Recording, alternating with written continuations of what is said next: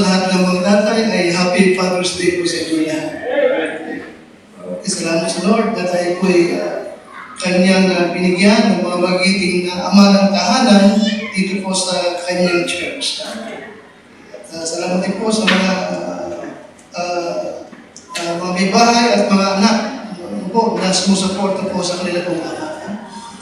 Now, hindi po magsipa sa mga Genesis chapter 18.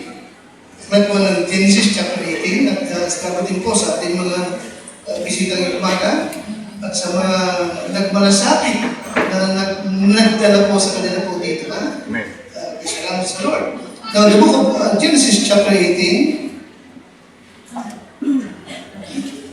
Dahil ko po yung umaga ay ipakita sa inyong lahat that God is interested in every father in our church.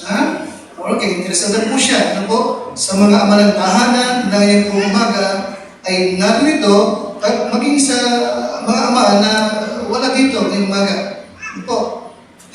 Alright, at maaaring sabihin mo, no? Sapagkat ang ating pakasal tungkol sa mga tatay, ay maaaring sabihin mo na, nako, hindi siguro applicable sa akin yan kasi hindi ako tatay. O hindi po ganoon. Amen? You need to learn. You need to learn what God expects sa mga tatay ngayong umaga. At yun din ang kanyang inaasahan sa iyo ngayong umaga. Bagamat hindi ka pa tatay, At maaaring hindi ka talaga pwede maging tatay sapagkat babae ka. But again, you need to learn what God expects of Daddy today. At yun din ang ibig niyang mangyari po sa iyo. Now, the book of Genesis chapter 18, nandiyan po kayo? At ating mabasahin from verse number 16 to number 18. Nandiyan na kayo? Chapter 18, verse 16 to number 18. At sabayin niyo po ako. Sabayin niyo po, okay? Verse 16. And the men rose up from thence and looked toward Sodom, and Abraham went with them to bring them on the way. And the Lord said, shall I hide from Abraham the thing which I do? Seeing that Abraham shall be surely become a great and mighty nation, and all the nations of the earth shall be blessed in him. For I know him, that he will command his children and his household after him, and they shall keep the way of the Lord to do justice and judgment, that the Lord may bring upon Abraham that which he had spoken of him. Tumayo po tayong lahat at tayo po yung manangin. Dakilang Diyos, aming Ama, salamat sa iyo sa umaga ito. Salamat po, Panginoon Diyos, sa mga mahalagang aralin na i-deliver po ngayong umaga na pakinggan ng iyong mga anak. And Lord, salamat din po sa mga nagdala ng bisita at salamat din po din Lord sa mga pamilya, Panginoon, na iyong binigay dito po sa Calvary. And Lord, this morning, ako po na ikaw lingkod ay humihingi sa iyo ng kalinisan, kalakasan, kapangyarihan upang i-deliver ko po sa iyong mga anak ang mahalaga mong mga salita. Hinihiling ko, Lord, kumilos ka sa puso ng bawat isa. At ako na ibang lingkod ay umaasa po lamang sa iyo sa kapangyarihan iyong ibibigay. At ako po'y nagpapasalamat na rin ng Diyos sa pangalan po ng aming Panginoong Diyos. Amen.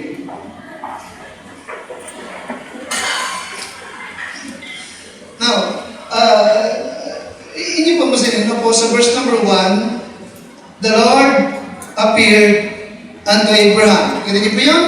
Ang Panginoon ay napakita kay Abraham in the place of Mamre. And he sat in the tent door in the heat of the day.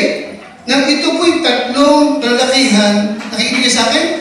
Na napakita kay Abraham, tumaan sa kanyang tolda. No? At sa verse number 2, na kilala agad sila ni Abraham. Kung sino sila. Nakikita niyo doon? At lumalabas, isa rito is what? The pre-incarnate Christ. Diba namin? Isa rito sino? Si Kristo. Na napakita na nung lumang tipan pa. Maliwanag ba? At yung dalawa yung what? Angel. Diba namin guys ha? Amen? Now, sa pagkakataon ito, ni Abraham na si Lot ay nasa Sodom at Gomorrah na. Di ba? Doon na. Okay? At dito sa chapter 18, napakita talaga ang Panginoon kay Abraham, di ba? Amen? Amen? At siya pinapakita, okay, sa kanyang layunin ginawa, ipaalam kay Abraham yung kanyang planong gawin na kanyang gugunawin ang Sodom and Gomorrah. Liwanag sa akin? Amen, Jason? Amen? Now, ibig ko makita niyo po, doon sa verse number 18, no, yung sinabi ng Lord, no po, patungkol kay Abraham. Ano sabi ng Panginoon kay Abraham? Okay. Ililihim ko ba kay Abraham yung aking gagawin? Shall I hide from Abraham the thing which I do? Iba namin? Verse 18, bakit niya hindi ililihim? Verse 18, si Abraham ay magiging isang dakilang bansa at pagpapalain sa kanya ang lahat ng bansa sa lupa. Okay? Alright. And then, higit sa lahat, yung verse 19. No? 19. Sabi niya, ano sabi ng Diyos ng patungkol kay Abraham ulit? 19. For I know Him. Hindi po yan? For I know Him. Alright? Okay? You see? And then, kilala ko siya Abraham. No? Okay, you see? So, naman, hindi niya para ilihim kay Abraham ang kanyang plano. Alright? Because, of the kind of person that Abraham was. Alright? Okay. Yung klase ng kanyang pagkatao, hindi siya para paglihiman ng Diyos ng kanyang balak na gagawin. Now, halimbawa, no? Yung gobernador ng Laguna, isang araw, bumisita sa bahay ng isang ama ng tahanan ng Diyos Santa Cruz. Bumisita lang siya para sabihin dun sa tatay na Mister, tatay, ako'y plano kong magpapagawa ng tulay sa ganun lugar. Now, anong iisipin mo? Bakit para inform yung tatay na yun? Anong iisipin mo kung sakali ikaw yung tatay na yun? Ipaalam ko sa ng gobernador sa iyo yung kanyang gagawin doon sa bayan mo. Nakikinig ka sa akin? Hindi ba nagpapakita naman na kinikilala ka niya? Nakikinig ka sa akin? Amen? Now, bakit para ipaalam ng Diyos kay Abraham yung kanyang plano? Ano sabihin? May pagkilala siya kay Abraham. May klase ng pagkataon meron si Abraham. Liwanag ba? Amen? Na kung meron bang ama ng tahanan na magandang maging halimbawa sa atin pare-pareho, ay walang iba kundi itong tao dito. Si Abraham. Amen kasi? Amen? The kind of person that Abraham, no, ay lumalabas na that is the best example, no, ng ama ng tahanan na magandang atin pong sundan ngayong umaga. Alright? Kaya yung aking pakasal ng umaga, to be the best dad. Tulad ni Abraham. And siya, sabi ko siya ulit, di ba? Ang Diyos interesado siya sa bawat tatay dito ngayong umaga. Interesado na paano pa lang? To be the best dad. Alright? Kaya yun ang ibig kong paksain, how to be the best dad. As we do. Alright? Now, number one, tinigin po. Paano ba maging isang ama ng tahanan na gaya itong si Abraham? Paano? Okay? Dagat, sabi nga, di ba? Dagat, siya yung best example, di ba? Sapagat para siya po'y pasyalan pa ng Diyos. Amen? para kausapin, sabihin yung kanyang plano. Ano ba? Hindi, alam niyo po, hindi lang siya pinasyalan eh. Sa verse number 18, kumain pa sila sa bahay ni Abraham. Nakikinig ba ka sa akin? Kumain pa sila. Kasi po, may tagpo rito, yung mga susunod chapter, no? Yung dalawang angel dito, nagpunta rin kay Lot sa bahay ni Lot. Pero, kailangan pang pilitin para pumasok sa bahay ni Lot. Samantalang itong tagpo ito, nakikinig sa akin, hindi na pinilit, di ba? Kundi pumasok at uwan. Ha? Okay? Kanina pinahintrutan si Abraham na paglingkuran sila. Ha? Pinaglutot, kumain pa. Nakikinig kayo? At pagkatapos, ano sabi ulit? Ano sabi ulit sa verse number 17? At sinabi ng Panginoon, shall I hide from Abraham? Ha? The thing which I do? Amen? Ha? At sa verse number 19, bakit hindi na ikukubli kay Abraham ulit? Anong dahilan? For what? Nakas? For I know him. Ano sa Tagalog? Pakalakas, sapagkat si aking kinikilala. Amen? Amen? Kinikilala. Anong kinikilala? He is the best tatay. Maliwanag ba? Si Abraham ay halimbawa ng isang what? Sabi ko, the best dad. Alright? Kaya hindi lang ating usapan how to be the best dad. Alright? How to be the best dad? Number one, yun po inyo. Number one, to be the best dad, number one is what? Know God. Okay? To be the best dad, anong kailangan pakalakas? Pakalakas? Know God. Alright? Kilalanin mo ang Diyos. Alright? Ano sabihin? The best dad is a saved dad. Maliwanag ba? Hindi ka maging best dad sa harap ng Diyos kung hindi ka naman ligtas. Maliwanag ba? Kung hindi ka naman saved. Maaaring naipoprovide mong lahat ang kailangan ng pamilya mo. Maaaring nabibigay mo lahat ang hinihingi ng anak mo. Pero kung hindi ka ligtas, hindi ka para maging the best sa harap ng ating Diyos. Ay, nakikinig sa akin? Nakikinig siya? Oh, okay. Now, kaya nga sabi ko, the best dad is a saved dad. Ano yung sabihin? Kilala niya ang Panginoon bilang kanyang personal na tagapagligtas. Meron siyang testimony o palatoo ng kaligtasan. Sabi ng aklat ng Jeremiah, huwag mong ipagmapuri kung ikaw man ay mayaman o malakas o matalino. Ang ipagmapuri mo ay sapagat nakakaunawa ka at nakilala mo ako. Nakatuloy po yan? Oh. Sabi ng John chapter 10, chapter 27, my sheep hear my voice and I know them. Dinirinig ng aking mga tupa ang aking tinig at siya'y aking nakikilala. Alright? Amen ka siya? Sabi siya nakikilala. Si Kristo, kanyang personal na Savior.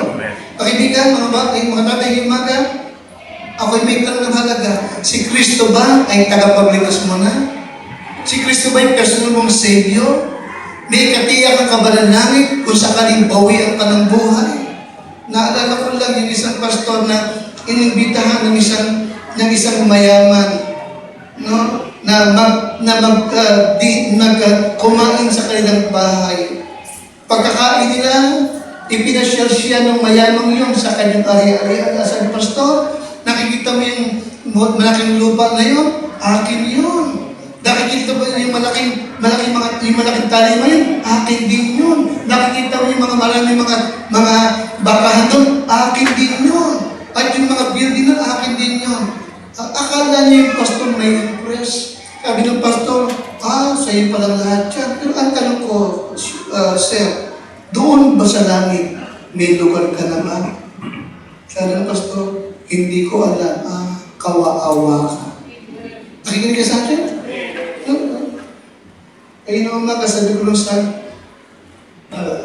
yung sa isang sa foreman, may nabi ko, ano ang foreman? Okay. Ang totoo, kahit ikaw ang pinakamaging mayaman sa mundo ito, kung hindi ka naman sa langit pupunta, ako maawa ka pa rin. Pero kahit mahirap ka lang, pero may katiyakan ka ng langit, mas mapalad ka sa sino mang mayaman dito sa lugar nito. Totoo, hindi ba? Sapagat lahat ng kayamanan mo o ari-arin mo, sandaling panahon mo lamang naman dito sa lupa ito. Naman? Samantalang yung langit, magpawalang hanggan yun. Kaya nga kung meron mong pinakamahalagang mangyayari sa buhay mo ngayong umaga, ay yung matiyak mong langit ang iyong pupuntahan at biluwian ka ng buhay. At matitiyak mo, sapagat nais ng Diyos matiyak mo. Sabi nga ng Biblia, no? God is not willing that any should perish, but that all should come to repentance. Okay? Ibig niyang matiyak mo, sapagat siya'y nagdusa, namatay sa krus ng Kalbaryo para matiyak mo ang kalangitan. Amen?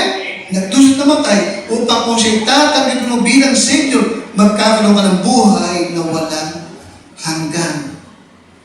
Alright? Managpalataya ka sa Panginoon Jesus. Tanggapin mo siya ngayon bilang iyong tagapagligtas. Alright? Yes, the best God, know God. Alright? Okay. Nakilala niya ang Panginoon. No?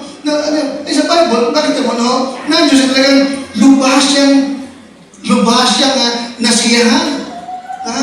Dito kay Abraham, no? Dahil sa uri ng pananampalataya meron ng taong ito. Alright? Sabi ng Genesis chapter 15, 15 and verse number 6. Kinin po. 15 and number 6. Matapos sabihin ng Diyos kay Abraham, yung kanyang pangako patungkol sa mga anak na isisilang mula sa kanyang binhi. Bagamat matanda na, sabi ng Bible sa verse number 6, pakalakas nga, and Abraham, pakalakas nga, and Abraham,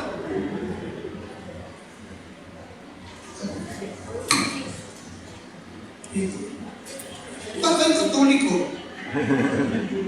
Pakalakas nga, and Abraham, believe. Pakalakas nga, and Abraham, bigyan na ako, Abraham, believe. Pakalakas mo. Remember, faith cometh by what? Hearing and hearing. Hindi pulong, di ba? Okay, sige. Okay, verse 6. And he believed. Kanino? In the Lord. And God counted it to him for righteousness. Ito mo, nasiyahan ng Diyos sa pagkatsero mga nanampalataya. At sumampalataya siya, pagkatapos, sa Panginoon at ibinilang na katuwiran sa Kanya. Ito mo, pero siyang klase ng faith na nasiyahan ng Panginoon. Okay? Kaya nga, to be the best God, know God.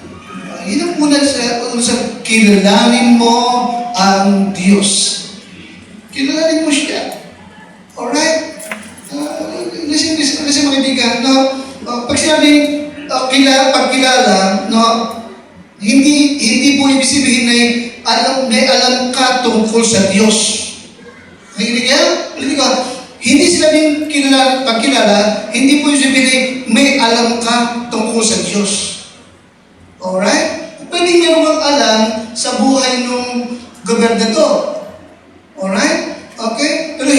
Pero kung hindi ka naman niya kilala, walang halaga. Si Abraham, hindi lamang siya may alam siya, kundi kilala siya ng Diyos. Okay? Meron siyang personal na relasyon sa Panginoon. Alright? Okay. Kami ng Bible sa Book of Matthew 7, 21 hanggang 23. Sa araw na yon, marami ang lalapit sa akin at sasabihin, Panginoon, hindi ba't sa pangalan mo'y nangaral kami?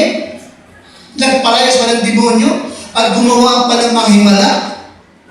Sabi ng Lord, okay, lumayo kayo sa akin, kayong manggagawa ng katampalasan sapagkat kailanman hindi ko kayo nakilala. Kita mo? Okay. Lumala lumalabas, ang ibig ng is what? Okay? Hindi yung you know about, but ang kundi what? You know God. At yung Diyos kilala ka rin. Sabi ng Bible, no? Sabi ng Biblia sa book of 2 Timothy 2:9, no? The Lord knoweth them that are His. Na ikilala ng Panginoon ang Kanya. Right? Kaya nga, ang mahalaga is what? Personal mong tinanggap si Kristo bilang iyong tigapagligtas. Alright? And that reason, ang tao na kanyang personal na Savior, si Kristo, may pagpapahalaga at interest sa mga bagay ng Panginoon. Alright? Okay? Mahalaga sa kanyang Bible niya. Binabasa niya ito. Pinakikinggan niya ito. At mahalaga sa kanya ang siya'y manalangin para ko sa kanya sa tuwing umaga. At mahalaga sa kanya ang sumamba sa Lord every Sunday ng umaga at bumabalik pa siya pagkagabi. Liwanag ba? Bakit? Because what? He knows God. Alright? Kilala niya ang Diyos. Kilala niya ang Panginoon. Yes, listen. The best dad know God. Secondly, tingin po, balikan niyo po yung ating talata tungkol kay Abraham. Bakit siya nagsilbing best example ng isang best tatay? Okay, una, kilala niya ang Diyos. Pangalawa, tingin niyo po, balikan niyo po yung chapter 18 and verse number 19. Andiyan kayo? O, sabay-sabay, ano ang sabi ng Diyos? For I know Him, that He will what? That He will command His children and His household after Him. You see, ito yung pangalawa. Okay? Kaya to be the best dad, hindi lamang yung pagkilala, such to be what? Take responsibility for your family. Alright? In other words, what? Okay? Ikaw ay isang responsableng ama ng tahanan. Alright? Take responsibility for your family. Again, ano sabi niyo kay Abraham? I know him. Kilala ko siya. Okay? That he will command. Na siya mag-uutos sa kanyang mga anak at sa kanyang sambayanan. Kapatingin po. Now listen kami mga kaibigan, especially mga tatay, ha? Ulitin ko, the best, okay nga? Sapagat si aking pakalakas, kinikilala upang siya mag-utos sa kanyang mga anak at sa kanyang sambahayan. You see that? Oh. Kaya nga, the best dad is a responsible dad. No? To give commands sa kanyang pamilya. Nag-uutos at nagpapaalala. Sabi ko kanina umaga, di ba? Di ba kanina, no? Okay, yes, no, maaaring nagpo-provide ka ng pangailangan ng pamilya mo, pagkain, damit nila, no? Yes, importante yan, pero higit sa lahat, na pinakamahalaga ng Panginoon is na ipoprovide mo lahat, pero what about the spiritual welfare? Concern ka ba sa kanilang pangailangan spiritual? Kaya the best dad is a responsible dad. Hindi lamang sa material ba, kundi yung spiritual nilang pangailangan ay na-ipoprovide mo, nagagabayan mo sila. Liwanag ba? Give commands, mag-utos ka. Liwanag ba? Kayo bilang tatay, mag-utos ka, magpaalala ka. Okay, ito mo na sabi niyo, ito mo sinabi niyo kay Abraham, di ba? Sa bakit kilala ko siya, kasi mag-uutos. Liwanag ba? Hindi siya yung mag-uutos. Minsan kasi, nagiging katwiran na natin ng mga magulang, yung bang, alam na nila yun. Tama ba? Alam na nila yun. Matatanda na sila para sabihin mo ba? Hindi ganun eh. Huwag ka mag-assume na ganun kasi ikaw din, ganun ka ng bata ka eh. Ganun ka rin nun. Tama? Hindi ko naging katwiran yun. Alam mo sa mga workers din natin, yung bang, alam alam naman yung gagawin nyo, ha? Para bang sa pelikula. Hindi. Talagang iuutos, may mga bagay talaga na iuutos mo kahit alam mo nila. Paliwanag ba? Gano'n higit pagdating sa mga spiritual na bata. Kung 31 years ka na rito, ha? Lagi pa rin preaching ko about tithes and offering. Prayer, Bible, reading. Pero alam mo na naman. Pero bakit dapat i-preach?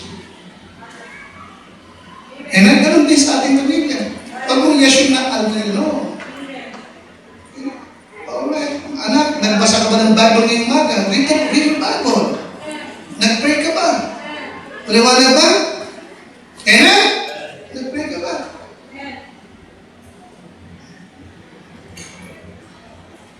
O kumita ka anak. O nag-tithes and offering ka na ba? Paliwanag ba? O si Abraham, hindi kayo si Abraham ba? He gave commands that he will command his children and his household. Take responsibility for your family.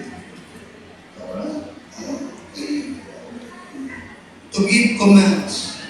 Wala? Ayaw ko sa barkada mo yan. Kundi hindi siya magandang influensya. Umiwas ka dyan. Nakikinig ka sa akin. O, saan ka pupunta, anak? Okay, anak. Anong oras ka uwi? Umuwi ka ng gantong oras, ha? Maliwanag ba? Kahit may pamilya na yung anak mo pa rin yan. Amen? Give commands. Then what? Magpaalala ka. Amen, Christian?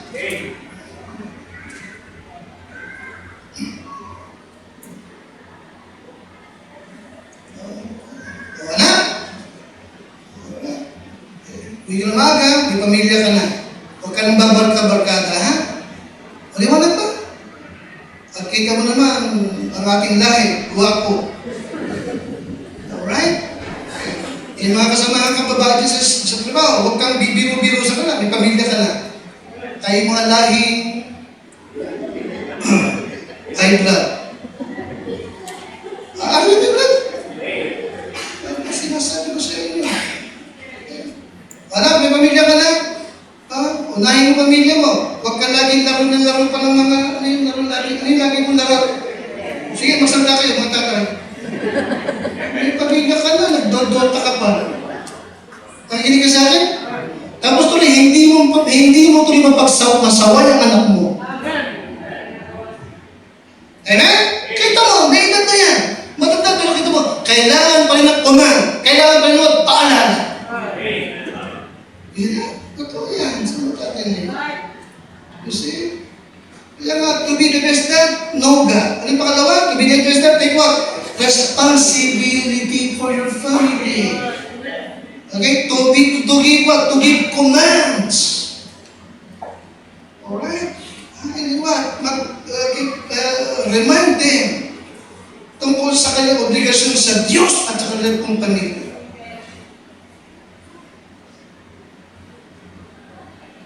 Ngayon kasi ngayon ng mga Kristiyano, they live into the schools.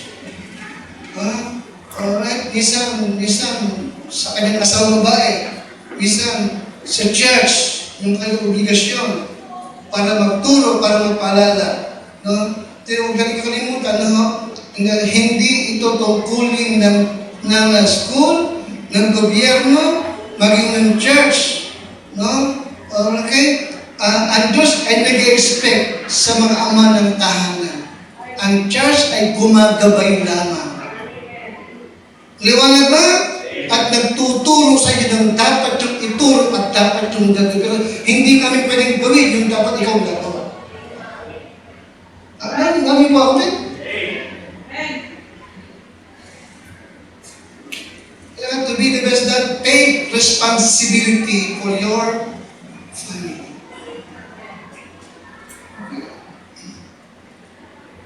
In Romans 14, verse number 12,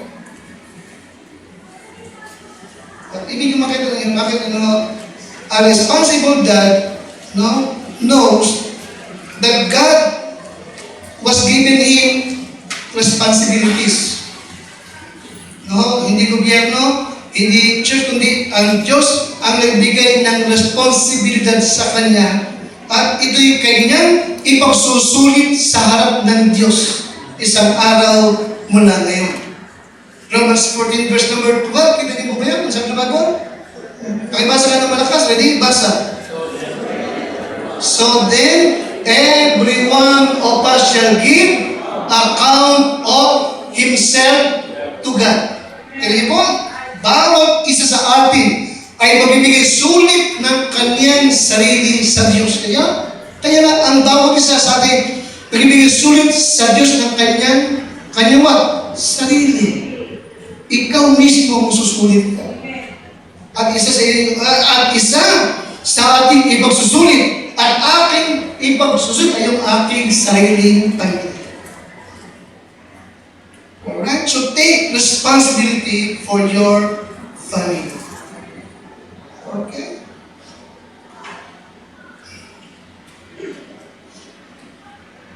Alam niyo si Abraham sa Bible, marami siyang hinukay na balo ng tubig na kanyang pinangalanan ayon sa kanyang pagkakilala sa Panginoon.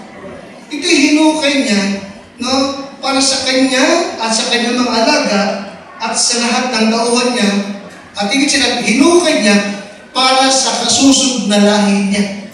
Kaya imagine na, inihanda niya para sa kanyang magiging anak at apo kay Isaac. Di ba namin siya? Amen? Ano sabihin? Meron siyang talagang leadership. Itong gagawin dito ay mamanalin pa rin na aking anak at mga maging anak na Isaac. Alright? Bakit? Because he take responsibility sa kanyang pamilyang ibinigay sa kanya ng Panginoon. Alright? Kaya to be the best dad, pangatlo, take responsibility for your what? Dakas? For your family. Maliwanag ba? Ikaw ang responsable sa kanila. Alright? Pangatlong bagay. Alright? Ang sabi ng Diyos kay Abraham, for I know him that he will command his children and his household after him, and his household after him, to do justice and judgment, that the Lord may bring upon Abraham that which he had spoken of him. Pangatlo, lead your family. Okay? Itong si Abraham, kanya talagang pinabunuan yung kanyang pamilya. Kaya to be the best dad, ito yung pangatlo. Ano yung pangatlo? Upang maging isang mabutihing ama, kailangan pangatlo pakalakas? Pakalakas, lead your what? Lead your family sa anong paraan? Sa anong paraan? Example. Hindi salita lang. Hindi utos lang. Kundi what?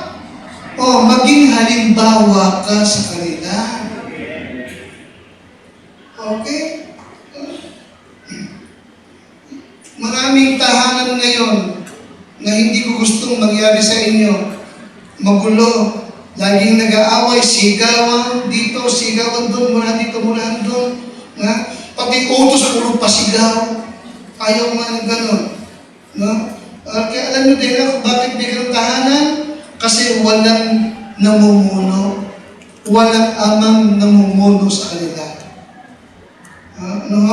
Okay. Lead your family by what? By what? Example. Alright? Hindi lamang sinasabi mo yung dapat mangyari, kundi ipinakikita mo sa kanila kung paano gawin. Amen kasi? Amen? Gusto mo silang maging prayerful? Nakita ka nilang prayerful ka. Gusto mo silang makita ng babasa ng Bible? Nakikita nila na pinabasa mo yung Bible mo at love mo yung Bible mo. Liwanag ba? Amen? Gusto mo silang maging tapat na mag-church at tapat maglingkod? Ipakita mo sa kanila katapatan mo na mag-church at maglingkod. Hindi ka lang nag-uusap. Kundi what? Sabi ni Pablo, follow me as I follow Christ. Lead by example.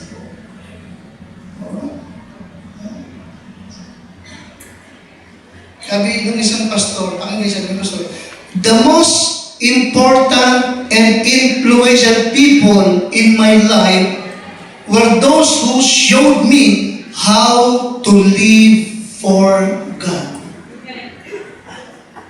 Sabi mo yan?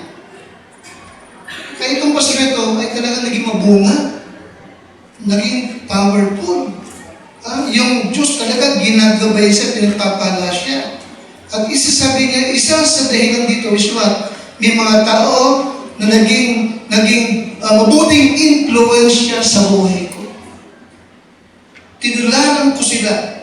Sapagat hindi lamang sila nagtuturo, kundi ipinakikita nila how to live for God. Kaya anong ibig sabihin? No? The best thing, no? Na isa sa best thing na magagawa natin sa ating mga anak at sa ating mga what? No? Okay? Ay hindi lamang sabihin mo sa kanila kung anong dapat gawin, kundi ipakita mo sa kanila kung paano mo ito ginagawa. Amen kasi? Show them. Pakita mo anong ibig sabihin ng faithful sa Lord. Show them. Ipakita mo anong ibig sabihin ng maglingkod sa Lord. Ipakita mo anong ibig sabihin ng sumamba sa Diyos. Ipakita mo kung anong ibig sabihin ng buhay na may kabanalan.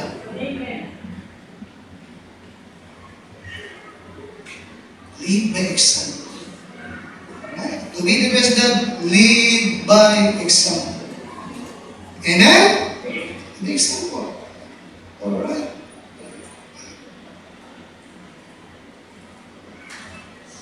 Isang araw si Joshua, alam ni Joshua, hindi na siya magtatagal. Alam ni Joshua na kukunin na siya ng Panginoon. Kaya sa kanyang katandaan, inipon niyang lahat yung leaders ng Israel. At siya'y nagbigay ng huling habilin at kanyang hinapon sila. Okay? Choose you this day whom you will serve. Piliin nyo ngayon, sino ang inyong paglilingkuran? Yung bang Diyos-Diyosan na pinaglingkuran ng inyong mga ninuno sa kabilang ibayan ng ilog? Pero sa ganang akin at sa aking sambahayan, kami. Are you following? But as for me and my house. Ito mo? Naliwanag ba? Hindi sinabing, pero sa kanyang kalihan. Sabi no, pero sa kanang akin, sa kanang akin, at aking pamilya, we will serve the Lord. Ito. Si Joshua, he lived by what? He lived by example.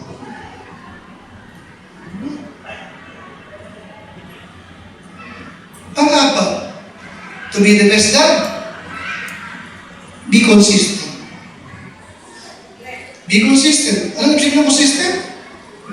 Reliable. Pangalawa, dependable. In other words, faithful.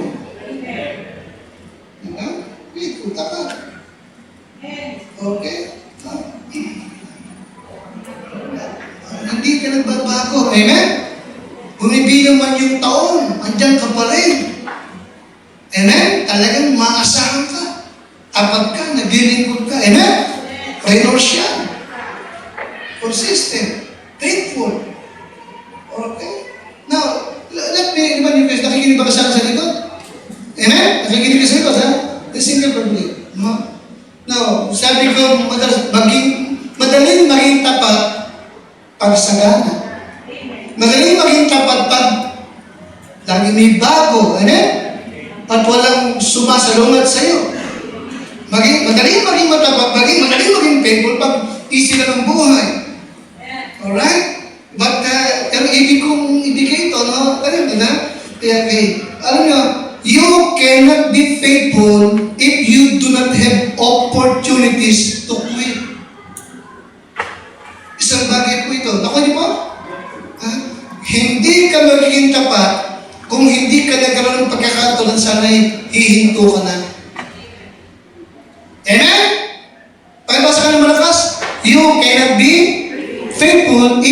not have opportunities to quit.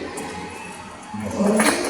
Alam niyo, no, yung mga tao na pinagpalang mainam ng Lord ay mga taong naging tapat sa Diyos when troubles demanded that they quit. Nagka-problema sila, nagkaroon sila ng pasubok, pero hindi sila huminto. Yun ang faithfulness. Alright, yun ang faithfulness. Okay. Nabasa ko yung Hebrews 11:15.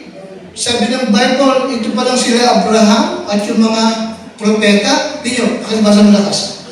At katotohanan, kung kanilang naalala, pangalakas, yaong lupain kanilang pinanggalingan ay nagkaroon sana sila ng pagkakataon upang mag-backslide. Bumalik. Anong bumalik sa ganun? Backslide. Kung lagi lang, mabuti pa lang, parang mabuti pa yung buhay ko nung hindi ako baptist. Lagi akong tumatama sa pader. Sige kayo? Parang mabuti pa nung hindi ako baptist.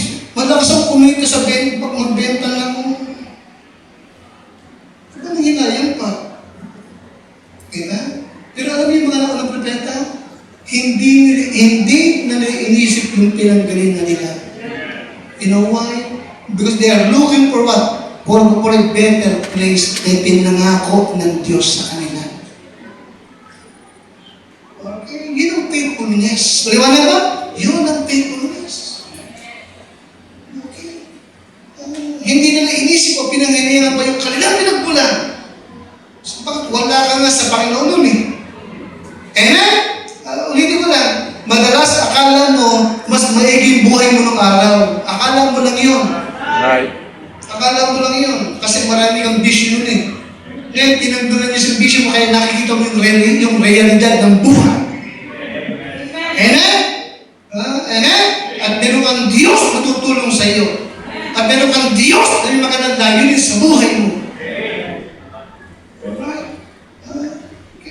At yung Diyos niya ay nangako that all things work together for good to them that love God, to them who are called according to His purpose. May layunin, may plano ng lahat. Amen? Ang Diyos sa lahat ng pinagdaraan mo. Okay? Be consistent. Amen? Be faithful. Alright? Okay. You will never see the blessing of God kung lagi kang hinto ng hinto pag may hirap at pagsubok na dumarating. Amen?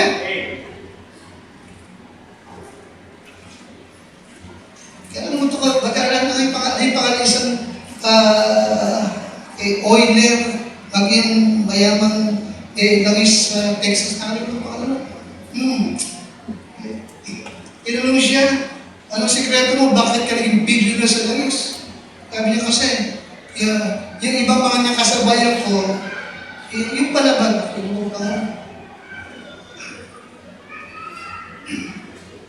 yung pala, yung ilang mga mina ng langis, may mga nauna na palang hukay doon. Pero huminto. Kaya at huminto, ginawa niya, binigyan niya. Okay? And sa mga unang hukay niya, wala muna. But hindi ako nag-quit. Tinuloy ko. At ilang kilometro lang bumulwak yung langis. Ano sabihin? Yung iba, hindi nagtagubay kasi nag-quit agad. Siya hindi nag-quit. Nakabukan yung langis. Ano yun? Minsan, malapit yung blessing, huminto ka pa. Amen? Kaya nga, be consistent. Okay? And don't forget, you cannot be faithful if you don't have what? Opportunities to quit. Talagang mayroong hirap, may pagsubok na darating. But don't quit. God will see you through. Okay? So to be the best dad, ano kailangan? Be consistent. Amen? Amen? Be consistent. Be reliable. Be faithful. Okay? Idagdag ko rin, no? You cannot be faithful without continuing.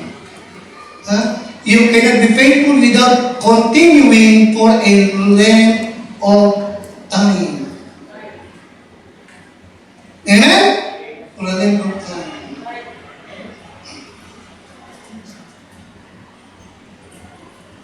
Kami sa ating church, ang talagang inaasahan ko, yung mga narito mula nang mag-umpisa. Amen, Christian? Amen? Tsaka yung talagang mga nakasampung taon na, nakabilib-liban na, hindi ba? Amen, Christian? Amen?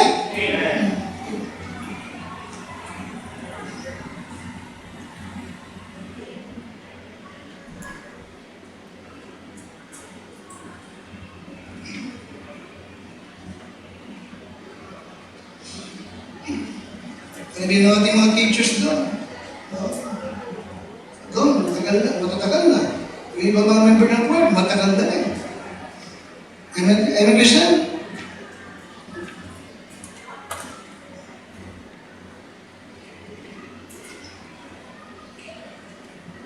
Tingnan rin yung karamihan ng pastor na na-invite natin na minsan simple lang mag-preach, pero sapagkat kailan natin na talagang 30, 40, 50 taon na naging blessing. Bakit? Sapagkat nag-preach sila base sa kanilang mga naranasan sa haba ng panahon ng kanilang paglilingkod sa Panginoon. Alright? Kaya you can be faithful without continuing for a length of time. Okay? And again, si Abraham, ilang taon siya naghintay, tama? Bago magkaanak. Nakikinig ka sa akin? Ilang taon. Okay, pero hindi siya nawala ng pag-asa.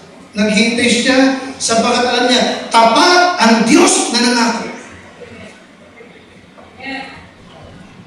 So, be consistent, Christian. Mga tatay, to be the best dad, anong kailangan? Be consistent. Ano ibig sabihin ng consistent? Tapat, maasahan. Alright? Okay. Then, concern for God. May takot, may malasakit sa Diyos. Okay? May takot, may malasakit sa Diyos. In the book of Job 1:5, remember si Job, di ba? Naghahandog siya na para sa kanyang mga anak, sa bakit ang kanyang katuwiran, baka yung mga anak ko nakakalimot, baka yung mga anak ko hindi nakakapaghandog, ako'y maghahandog para sa kanila. Kita mo? Ang kanyang malasakit ay hindi para lamang sa kanya, kundi sa kanyang pamilya. Amen? Huwag mawala yung takot. Huwag mawala yung malasakit natin sa ating Panginoon. Huwag mawala yung ating concern sa ating pamilya. Ang pamilya ko ba nakakapagpulit pa? Ang pamilya ko ba nagabasa pa ng Bible? Ang pamilya ko ba masaya ba sa Panginoon? Huwag mawala sa atin yun. The best that is what? Concern for God. Okay. And lastly, notice verse number 19 ulit. Verse number 18. Paligid niyo po yung 18, kayo lahat? Kanya kayo? Ready? Basa. Seeing that Abraham shall surely become a great and mighty nation, and all the nations of the earth shall be what?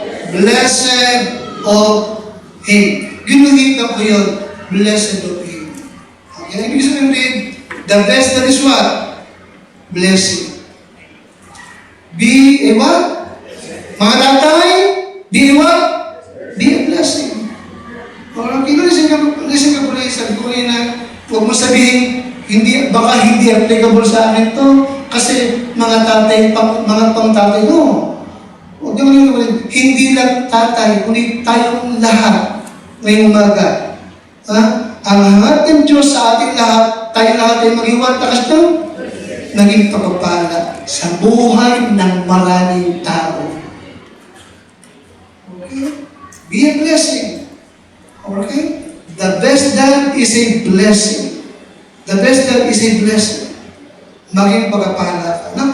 Okay, yan. Kumusta ko? Ano bang ibig sabihin na maging blessing? Kung tatay ka, Pastor, kuya, ate, tatay. Ano bang ibig sabihin ng be a blessing? Ikaw, paano mo ipaliwanag ito? Be a blessing. Pag sinabi kong, Brad, be a blessing, ano ibig sabihin? Ano ibig sabihin? Ng maging pagkapala. Ha? Now sa Bible, to be a blessing is to act as a channel. Ha? Magsilbing channel ka of God's grace and favor and goodness to others. Nakita mo yan? Nakita mo? Paano kasi? To be a blessing is what? To act. Magsilbi ka what? Magsilbi kang daluyin ng Diyos ng kanyang biyaya, kagandahan loob at kabutihan sa iba. Nakita mo yun? Tanda niyo po ano? Ayun kasi, kaya nga, kung dati-dati, ang focus mo ay makatanggap ka lang sa Diyos, ngayon ang focus mo is what? Yung natanggap mo, maibahagi mo. Diba namin? Kung dati-dati, ang focus mo is what? Makatanggap lang. Ngayon, ang focus mo is what? Yung nakatanggap ako para may maibigay ako. Diba namin kasi? Amen? Kino-comfort ako para makapag-comfort ako. Pinalalakas ang loob ko para mapalakas ko yung loob ng iba. Amen?